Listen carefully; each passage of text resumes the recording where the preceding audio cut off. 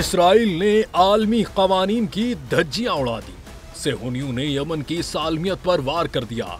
Yemen की अलहदा बंदरगाह पर फजाई हमले। इसराइली फजाइया ने 12 हमले किए और यह ऑपरेशन 10 मिनट तक जारी रहा।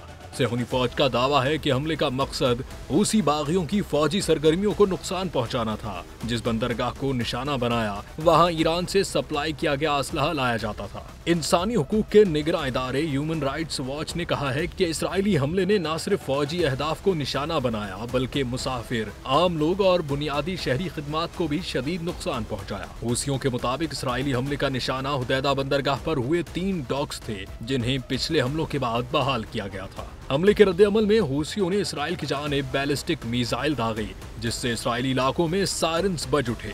वाज़ेह रहे कि हुदैदा बंदरगाह यमन में इमदादी मरकज है जहां से तकरीबन 70% तिजारती दरामदात और 80% इंसानी इमदाद बंदरगाह से गुजरती है। हमले की वजह से शहरियों की जिंदगी मुश्किल हो गई है।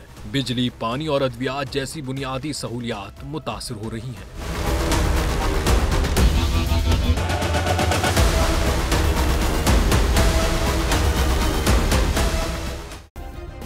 सब्सक्राइब करें और बेल दबाएं ताकि कोई खबर रह न जाए।